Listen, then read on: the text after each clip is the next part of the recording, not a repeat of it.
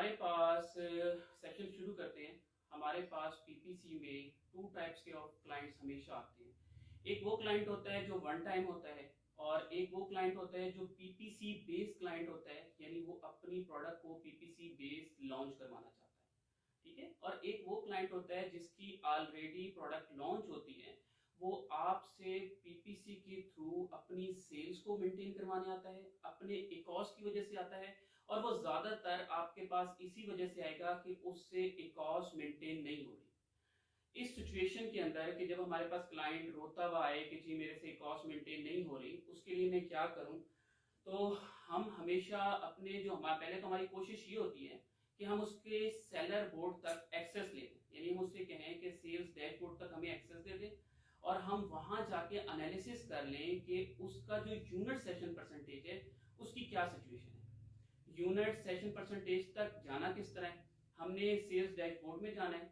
Sales dashboard में जाने के बाद हमने उसकी कम से कम जो भी हमारा क्लाइंट है जिसकी हमें एक्सेस मिली, अगर एक्सेस नहीं मिली तो हम उसकी लास्ट 1 मंथ की, लास्ट 2 मंथ की यूनिट सेशन परसेंटेज की फाइल डाउनलोड करवा लेंगे। और अगर हमें एक्सेस मिल गई है तो उस एक्सेस मिलने के बाद हम ये चीज कोशिश करेंगे कि हम कम से कम लास्ट 2 मंथ के उसकी सेशन की रिपोर्ट को वॉच करें। अच्छा, ये वॉच किस तरह करना है?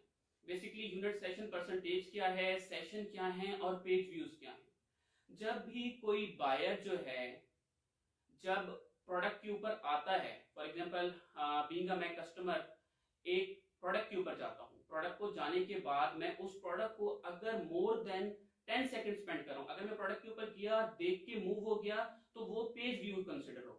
लेकिन अगर मैं उस प्रोडक्ट को देखने के बाद मोर देन 10 सेकंड स्पेंड कर दिया उस प्रोडक्ट के ऊपर, तो it will be consider as a session. और जब यही प्रोडक्ट को सेशन जो जब कंसीडर हो गया, जब यही बायर इस प्रोडक्ट को बाय करेगा, तो it will be consider as a unit session percentage. तो जब भी हमने किसी भी प्रोडक्ट, कोई भी क्लाइंट हमारे पास आता है, हमने इस चीज का हमेशा एनालिसिस करना है कि जो हमारा क्लाइंट है उसका यूनिट सेशन परसेंटेज क्या है। डेफिनेटली अगर उसका यूनिट सेशन परसेंटेज अच्छा होगा तो हम ये इजीली चेस कर लेंगे कि हमने उसकी इकॉस को किस तरह मेंटेन करना है।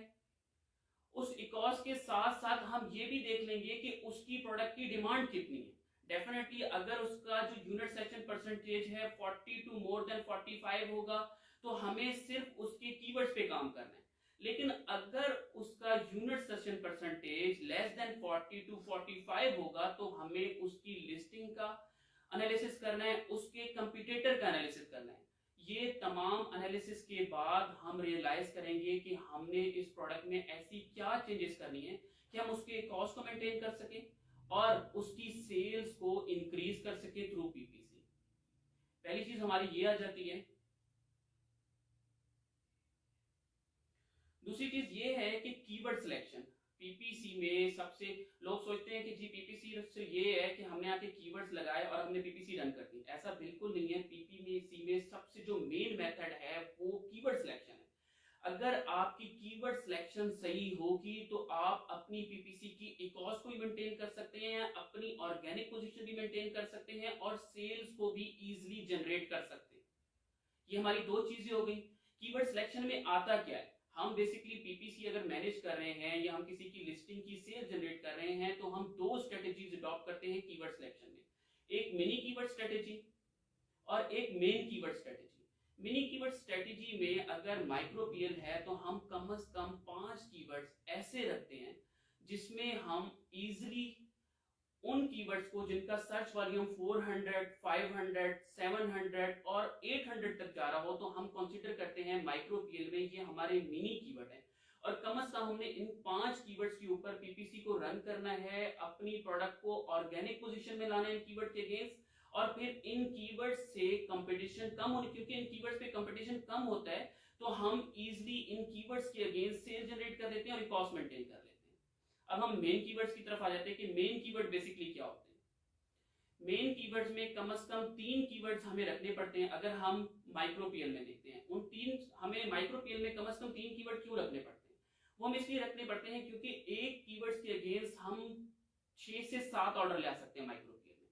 अगर हम कम से कम ये सोच के जाएंगे कि हमने 6, 7, 8 जो सर्च वॉल्यूम वाले यानी 600, 700, 800 सर्च वॉल्यूम कीवर्ड्स हमें मिल गए हैं, हम इन तीनों मिनी कीवर्ड्स के ऊपर अपनी प्रोडक्ट को रैंक कर लेंगे तो हम इजीली 15 से 20 ऑर्डर्स वहां से जनरेट कर लेंगे।